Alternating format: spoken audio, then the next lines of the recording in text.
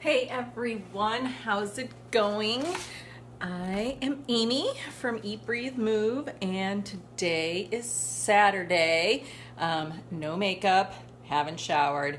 I pretty much just went to the grocery store and that was it.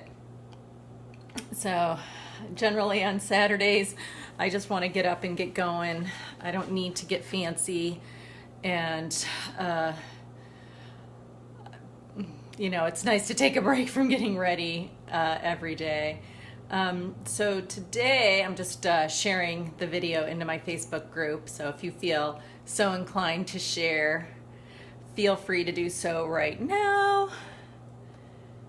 Going to a group. But I just wanted to talk about making paleo bread. In general, I don't like to eat gluten-free bread. It's just, I feel like like every other craze that we had, even going back to the low fat, there was this whole processed food industry that came about because of it. So now with gluten-free, you find gluten-free everything, and people ascribe a healthy label to something because it's gluten-free, and I just want to call bullshit on that. A lot of times this stuff has some pretty shitty ingredients in it, and the whole reason I'm cooking for myself and going to all this effort is because I want to be in control of the ingredients that I put into my body. So on that note, I'm on my second attempt of making bread. This recipe comes from Paleo Soups and Stews, and it is from Simone Miller of Zenbelly, and she is one of my favorites. I was talking to someone the other day, and I was just saying how, she's one of the people in my mind that she's a celebrity, and I would really be surprised if she thought of herself that way, but to me she is. This is her soups and stew cookbook. She has her Zenbelly cookbook, which I'll be making a couple recipes from this week, and that I've made a bunch of recipes from already. And she has a Yiddish cookbook too, and she has an autoimmune disease that she manages through diet, which is why she cooks paleo.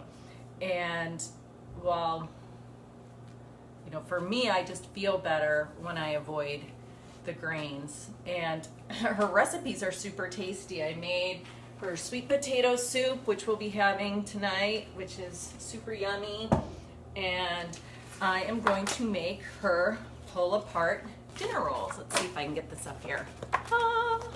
See, look at those. Yeah, I must say, when I talk to people about being gluten-free, their first response is always, oh my God, that makes me so hard. I couldn't imagine giving up the bread. And, I bring that up partly because there is a protein in wheat. I think it's called, I want to say gluteoid. I'll look it up. I always forget when I have to talk about it, and then of course remember later. But it actually reacts to the opioid receptors in our brain, and that's why we kind of get a nice little high when we do have bread. There's a similar protein in milk that does the same thing. So when you talk about, I could never give up my bread and cheese, that's part of the reason.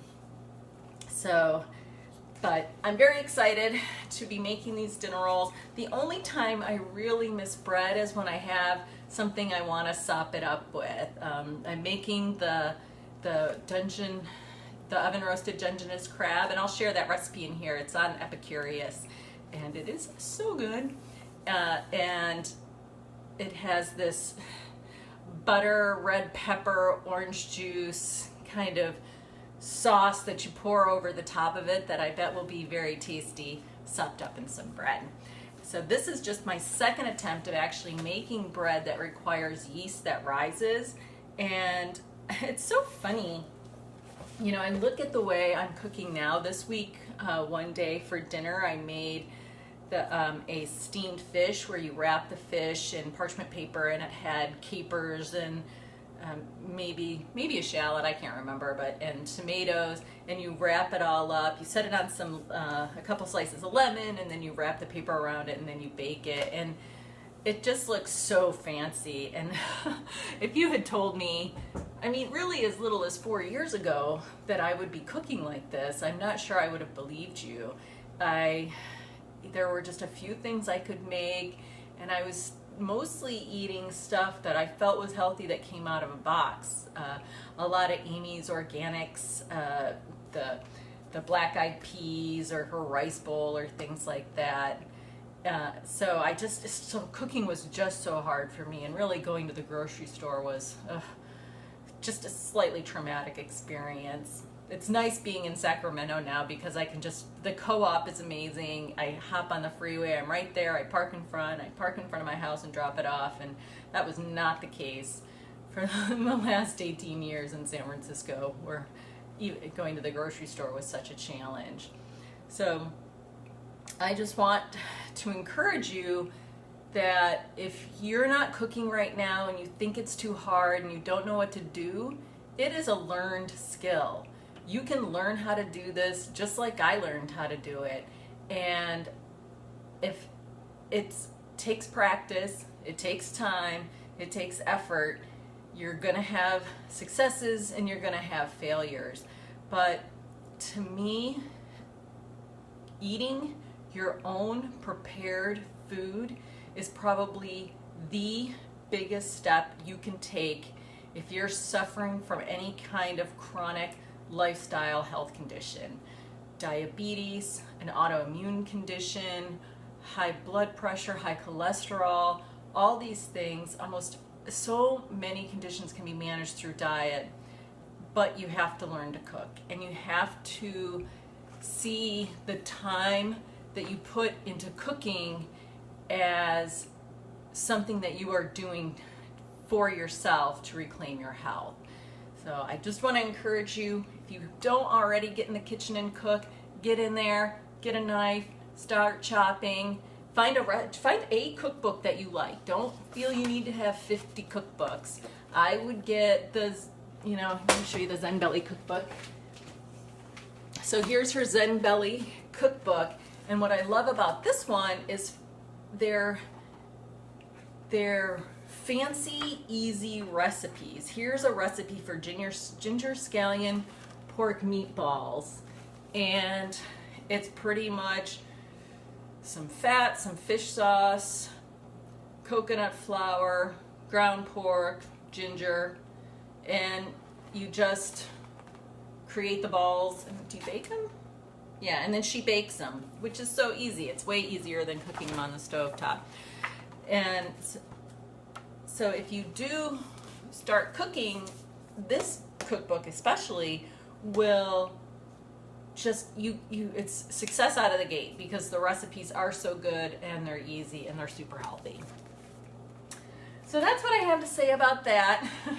Get in the kitchen, start cooking. I'm gonna make some bread. We'll see how it turns out. My first bread, I made a rye bread when I made another soup out of this one. I made a cabbage hot and sour soup or something like that, and it was really good. The thing is, you kind of have to remember that when you make your own food, and even especially with the bread, it's not going to last very long. I had it on top of the refrigerator, and there's no preservatives in it, right? Because we're making it ourselves. So it does have a tendency to go bad a little quicker than you'd think. And that just means you have to remember to eat it quicker. So I will post when I'm finished. We'll see how successful I am with these dinner rolls, and I invite you to get cooking too.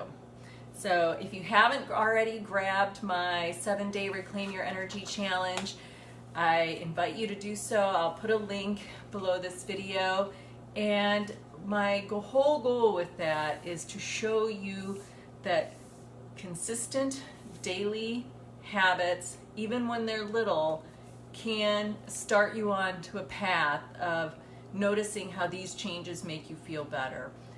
I think a lot of people let the perfect be the enemy of the good, and since they can't go to the gym for an hour or can't afford a personal trainer, they think they can't do anything.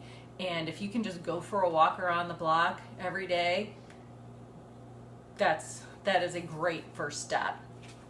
And I like to think of these things as a virtuous cycle. As you create these habits and do them and notice that you feel better, it just inspires you to do more. So on that note, I'm gonna get cooking. I've got the bread to make, and then we're gonna be having oven roasted Dungeness crab tonight, which is one of my favorites. And I hope you guys have a great Saturday, and I will see you in my Facebook group. If you're not already in there, go ahead and pop over and I'll let you in. And if not, I'll just keep seeing you on this page, and have a great weekend.